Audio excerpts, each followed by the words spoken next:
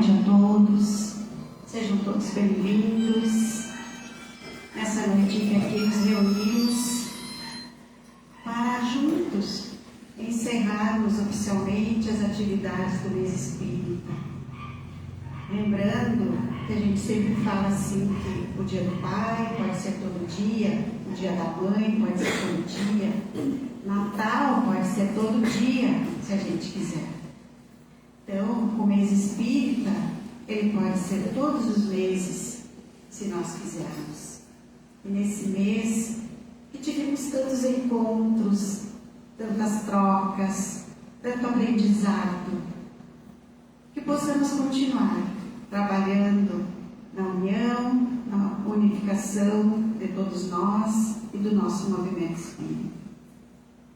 Convido a todos para que todos juntos, no só pensamento, pedimos ao nosso Mestre Jesus que, através dos bons espíritos, nos oriente para o estudo dessa noite, que possamos compreender o que Ele veio nos ensinar. Que assim seja. A nossa reflexão de hoje, parecenças físicas e morais. Nós encontramos esse tema no Livro dos Espíritos, na sua parte segunda, do Mundo Espírita ou Mundo dos Espíritos, no capítulo 4. Então, parecenças físicas e morais. Sobre o que nós vamos refletir, então, quando nós trazemos esse assunto? Sobre essas semelhanças físicas que existem com os nossos familiares. As semelhanças físicas entre pais e filhos, mãe e filho, irmãos. Como que acontece isso? O porquê disso? É transmitido? De que forma? E as semelhanças morais, nós transmitimos também? Não transmitimos? Por que acontece? Então, nesse capítulo, que fala sobre as reencarnações, sobre a pluralidade das existências, vem nos explicar o que é essa parecença. Que nos fala então da justiça das reencarnações, das reencarnações em diversos mundos, e vem nos falar também então do parentesco, da filiação. Então, tem que estar bem consistente em nosso coração, em nosso sentimento, que nós somos espíritos imortais e somos resultados de várias existências, de várias experiências vividas na matéria. Então, isso tem que estar bem consistente para que a gente consiga compreender o que Kardec veio nos esclarecer nesse capítulo. Então, esse capítulo que ajuda a organizar o nosso pensamento, o nosso entendimento, com mais substância sobre essa parecência física, essa parecência moral, para não ficarmos naquela situação de olharmos aquela criança tão parecida com o pai, tão parecida com a mãe, e não entendermos o porquê que isso acontece. Então, são questões que cada vez mais vão surgindo, porque nós vamos estudando, nós vamos compreendendo e vamos cada vez nos questionando mais. Em outros tempos, qualquer resposta nos satisfaria. Hoje, mais, não mais. Porque nós vamos estudando, vamos compreendendo e vamos nos questionando. E ainda bem que temos aí as obras básicas a nos esclarecer. Então, Kardec, numa questão de parentesco e filiação, lá na questão 203, que é um pouquinho antes desse capítulo 4, ele pergunta se os pais passam uma parcela da alma ou só a vida material do corpo de carne. E os espíritos foram categóricos. Eles respondem, somente a vida física, pois a alma é indivisível. Então, quando a gente fala que a alma é indivisível, ela não pode se decompor. Então não pode o pai pegar um pedacinho da sua alma, a mãe um pedacinho da sua alma e transmitir para o filho. Não transmitimos a alma. Transmitimos simplesmente a vida material. Como transmitimos essa vida material? Através dos genes, da genética. Então não transmitimos habilidades. Transmitimos apenas as características genéticas. Então muitas vezes a gente pensa assim, eu transmiti para o meu filho tal habilidade, a habilidade de gostar da música, a habilidade de gostar de cozinhar. Não transmitimos. Transmitimos apenas o que é físico, o que é da matéria. Então Kardec continua avançando nesse estudo para nos esclarecer, então, das questões 207 até a 210, ele questiona somente sobre isso, com cada vez mais profundidade. Então, a gente lembra assim que a gente vai conhecer um bebê, ou quando conhece um bebê, a gente vai lá olhar para aquela criança e já vai tentar mapear, através da genética, procurando as parecenças. O que se parece, o rostinho, os olhos, a cor do cabelo. E isso para nós é natural, porque a gente sabe que essa criança veio e a gente procura, pelo nosso apego à matéria, fazer com que essa criança pertença àquela família. Então é natural que a gente tenha essa conduta. E esse processo a gente chama de transmissão de característica genética entre gerações, por meio dos genes dos descendentes. Então, e aí a gente percebe que essa criança vai crescendo, vai evoluindo, e apesar de ser tão parecida com o pai, ou com a mãe, ou com o irmão, a maneira dela se portar, a maneira dela pensar, os seus gostos, o seu posicionamento são tão diferentes daquela pessoa que ela se parece fisicamente. Por que isso acontece? Então foi o que Kardec perguntou: se os pais vão transmitir alguma parecença moral além da física. E os espíritos falam que não. Que diferentes são as almas e os espíritos. O corpo deriva do corpo, mas o espírito não procede do espírito. O corpo deriva do corpo. E é então que a gente começa a entender que as características do corpo foram herdadas pelos nossos progenitores. Mas as morais, não. As morais são da onde? São nossas. Nós somos herdeiros de nós mesmos. Então, como que isso acontece? A cada encarnação, a cada vida que nós concluímos aqui, nós vamos formando a nossa bagagem. Com a nossa vivência, com os nossos erros, com os nossos acertos, com o nosso aprendizado, com as nossas conquistas.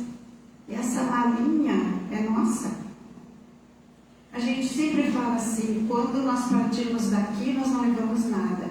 Só o que nós aprendemos, só o que nós vivemos. Então é a nossa bagagem, é aquilo que nós formamos aqui.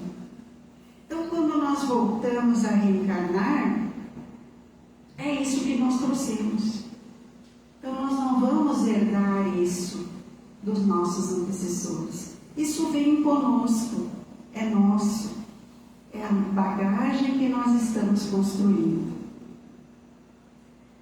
Então, na subpergunta, Kardec pergunta: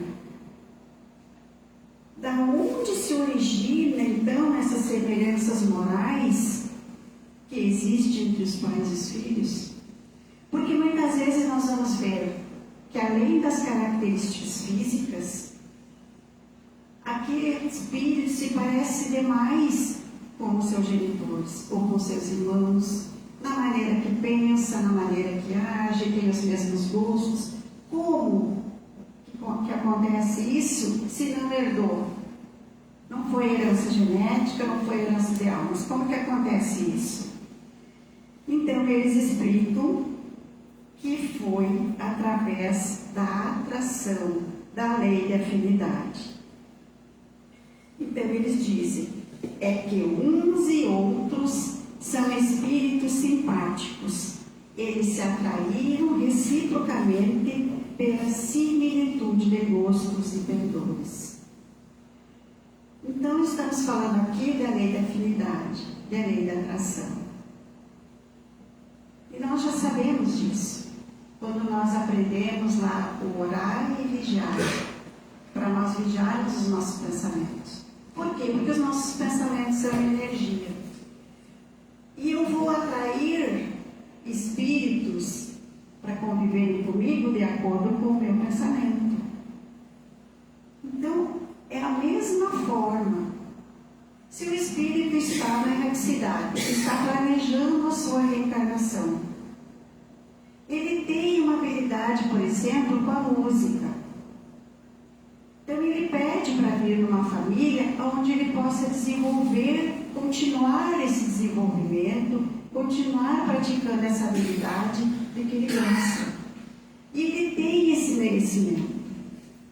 Então, ele vai reencarnar numa família onde as pessoas, pai, mãe, irmãos, numa família de músico, pela lei de afinidade, pela lei de atração. Então, a gente não passou para o filho o gosto da música. Cada um tem a sua bagagem, mas nós vamos ser atraídos pela lei de afinidade. Na questão 208, Kardec vai perguntar: então, nenhuma influência exerce os espíritos dos pais sobre o filho depois do nascimento dele? E a resposta: ao contrário, bem grande influência exercem. Conforme já dissemos, os espíritos têm que contribuir para o progresso uns dos outros. Pois bem, os espíritos dos pais têm por missão desenvolver os seus filhos pela educação. Constitui-lhes isso uma tarefa. Então, aquele espírito que está chegando naquele bebezinho, quando eu olho para aquele bebezinho, aquele corpo frágil, é o corpo que é frágil. Aquele espírito, ele pode ser milenário. A gente não sabe quantas encarnações ele já está fazendo com aquela. Então, a gente sabe que ele tem a sua história, que ele tem as suas conquistas. Então, ele já vem pronto. Eu vou simplesmente cuidar da parte material? Não, não é assim. Nós vamos lembrar que nós somos todos almas de Deus. Somos obras-primas criadas por Deus. Mas nós somos almas inacabadas. Nós estamos aqui para o aperfeiçoamento. Então, se esse espírito está chegando, está encarnando aqui, é porque ele precisa de ajuda. Ele precisa vencer as suas dificuldades, ele precisa seguir no progresso. Então, a nossa responsabilidade com esse espírito que está chegando.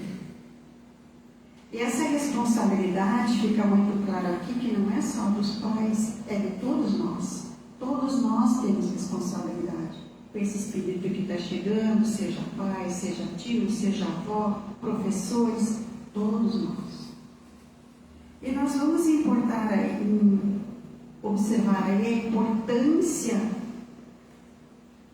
de trazer essa criança para os bons valores, de conduzir essa criança para a evangelização, de apresentar Jesus para essa criança para que ela comece a formar ou a redefinir os seus valores.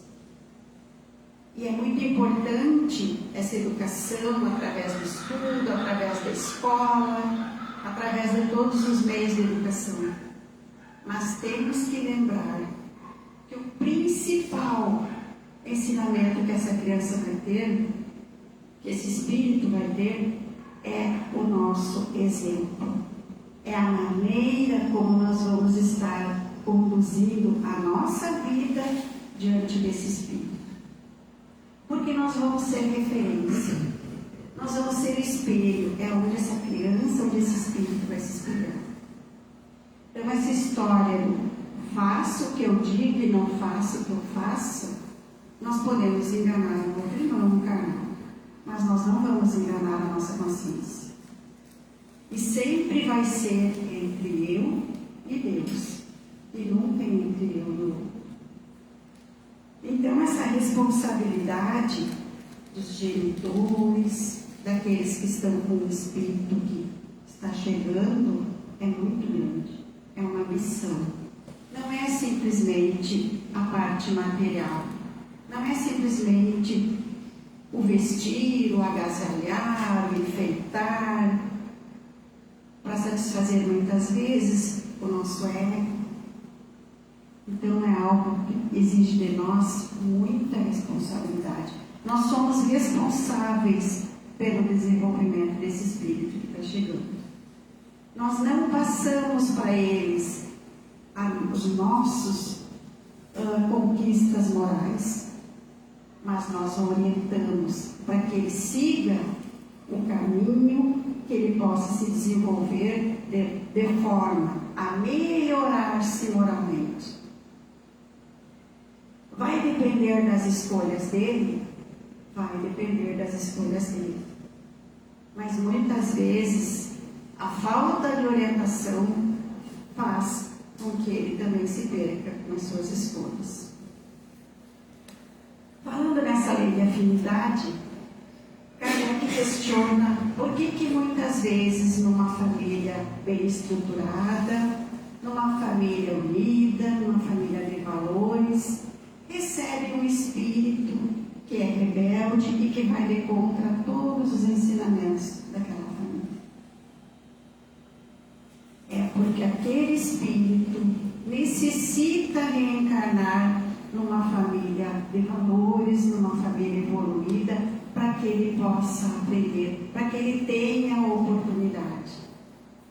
Então, muitas vezes a gente vê essas famílias muito sem saber como agir, e de repente é mais fácil largar de mão, deixar que ele faça o que ele achar que tem que fazer.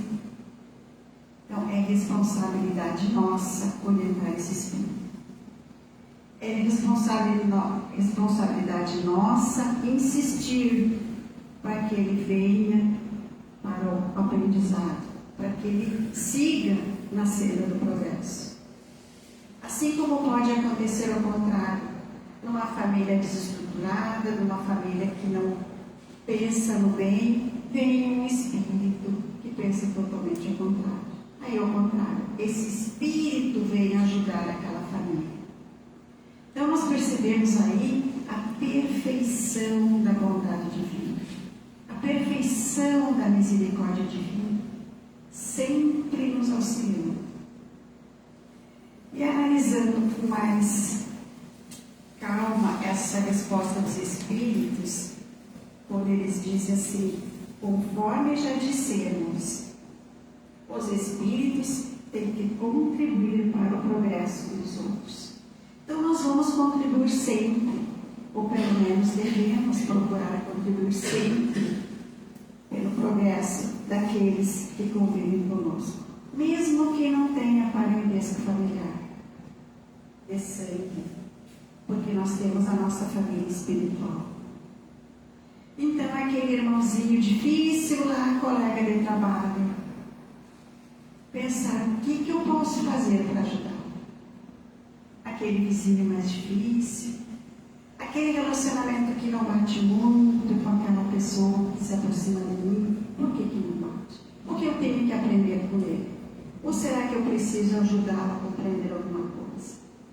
Então nós temos sim responsabilidade E esse auxílio é uma caridade, é um ato de amor.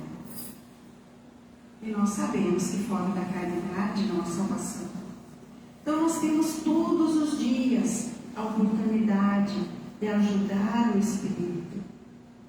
E quanto isso nos ajuda também. Porque é troca. A gente auxilia e aprende. E fica feliz com aquele auxílio. Essa é a verdadeira caridade. Então, que nós possamos sempre, quando olharmos para aquele irmão do lado, saber que nós temos responsabilidade sobre ele. E que essa responsabilidade não seja um peso, mas seja a felicidade de termos alguém. Porque aí a nossa família espiritual vai sempre aumentando. E a gente vai conhecendo novas pessoas. E vai atraindo pessoas. E vai fortalecendo as nossas amizades. E a nossa família vai aumentando. E nós vamos aprendendo a amar. Que é a lei maior. Não vamos ser perfeitos nessa encarnação. Mas quanto mais nós amarmos, melhor será para todos nós. Que Jesus nos ajude a viver essa lei do amor. Que possamos amanhã orar para o nosso irmão e pensar: o que eu posso fazer por ele? O que eu posso aprender com ele? Que assim seja.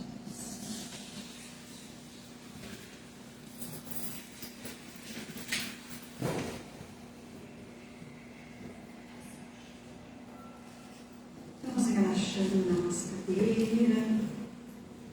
Vamos fechar os olhos para que consigamos fazer essa conexão com Jesus. Jesus, esse mestre amigo, que nos deixa oportunidade da melhoria diária, do aperfeiçoamento, que nos oferece todos os dias a oportunidade de amar. Sintamos a presença de Jesus. Sintamos o calor de suas mãos sobre a nossa cabeça. Se permita que essa luz entre na nossa cabeça. Organize os nossos pensamentos, os nossos sentimentos. Essa luz que chega ao nosso coração e nos invade com tanta vida, com tanto amor. Amor pela vida, pelos nossos familiares queridos, amor pelos nossos amigos, nossos irmãos de caminhada. Essa luz que harmoniza todos os nossos órgãos, que energizam todas as nossas células, nos transformando num pedacinho de luz. Somos parte dessa luz de Jesus. Somos luz de amor, de gratidão. Gratidão, Senhor, pela oportunidade da vida. Gratidão pela família espiritual. Gratidão pela oportunidade do aprendizado. Gratidão por conhecermos essa doutrina que nos une, que nos mostra o coração fraterno. Continua conosco, Senhor, que possamos ser luz, a luz da tua mensagem, do teu divino amor, onde quer que vamos. Nos enriquece o coração e que possamos sempre, nas nossas preces,